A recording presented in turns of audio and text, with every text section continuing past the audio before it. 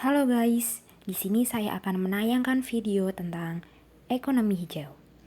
Langsung saja, saya Wafda Waliyatul Mala dari jurusan Ekonomi Islam dengan NIM 21050260094. Langsung saja di sini latar belakang dari green growth atau pertumbuhan ekonomi hijau adalah pertumbuhan ekonomi yang kuat, namun juga ramah lingkungan serta inklusif secara sosial.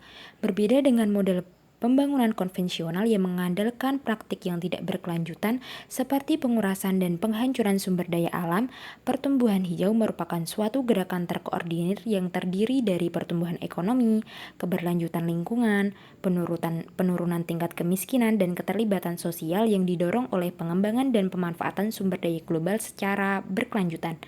Program pertumbuhan ekonomi hijau ini berusaha merencanakan dan merancang proyek dan kegiatan ekonomi hijau yang dapat secara langsung memberi akses yang lebih baik dan berkelanjutan terhadap berbagai layanan dasar dan sumber daya serta penciptaan lapangan kerja hijau sambil memastikan perlindungan, pengurangan kemiskinan, dan inklusi sosial.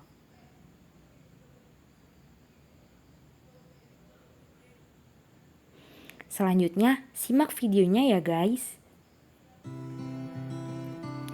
Kegiatan pertama yang akan saya lakukan adalah dengan cara jalan kaki. Saya melakukan hal ini agar mengurangi penggunaan kendaraan bermotor. Di sini juga saya akan menaiki Trans Semarang. Dengan menggunakan transportasi umum ini bisa mengurangi emisi dan membantu menyelamatkan lingkungan. Maka dari itu, yuk kita bisa mengurangi menggunakan kendaraan pribadi di jalan agar bisa mengurangi polusi udara. Lewati masa-masa yang Kegiatan kedua yang akan saya lakukan adalah dengan membersihkan sampah-sampah di pantai. Tujuan saya membersihkan sampah di pantai ini agar meningkatkan kepedulian dan partisipasi masyarakat dalam menjaga lingkungan pesisir. Manfaatnya adalah membersihkan sampah di pantai memberikan kontribusi positif terhadap ekonomi hijau dengan mempromosikan pariwisata berkelanjutan, menciptakan pekerjaan, dan melindungi sumber daya alam yang mendasar bagi kehidupan ekonomi lokal. Yang ketiga adalah dengan cara menanam pohon. Menanam pohon ini bisa membuat rumah menjadi lebih sejuk, tenang, udara pun juga menjadi lebih bersih. Karena menanam pohon merupakan tindakan yang bisa membantu mengurangi polusi udara dan menghijaukan bumi. Manfaat dari menanam pohon ini sangat banyak sekali.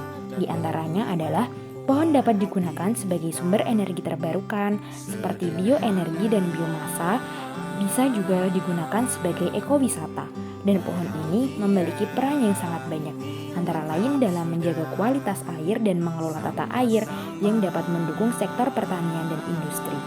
Maka dari itu kita harus melestarikannya, karena menanam pohon ini mempunyai peran bagi ekonomi yang hijau, juga bisa memberikan kontribusi baik terhadap kualitas udara di rumah kita dan lingkungan sekitar. Nah, di sini saya menanam 3 pohon. Yang pertama ada pohon pisang, yang kedua ada pohon mangga, dan yang ketiga ada pohon jambu.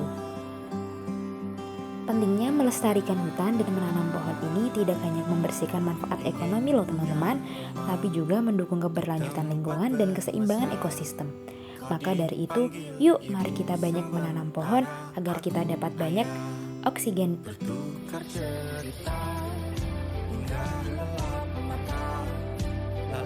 Datang pagi kau memasakku bekerja sederhana, bahagia ini lengkap sudah sama-sama hingga nanti ajal kita tiba.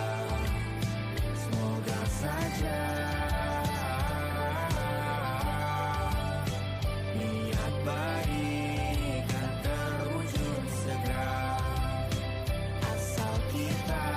Selanjutnya, kesimpulan dari hal tersebut yaitu ekonomi hijau dan ekonomi lingkungan bertujuan untuk mencapai pembangunan berkelanjutan dengan meminimalkan dampak negatif terhadap lingkungan.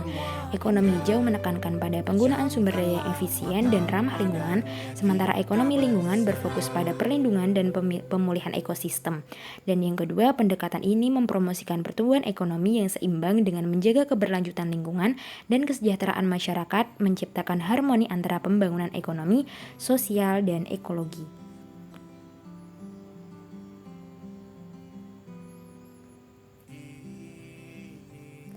Sekian yang dapat saya sampaikan. Terima kasih and see you.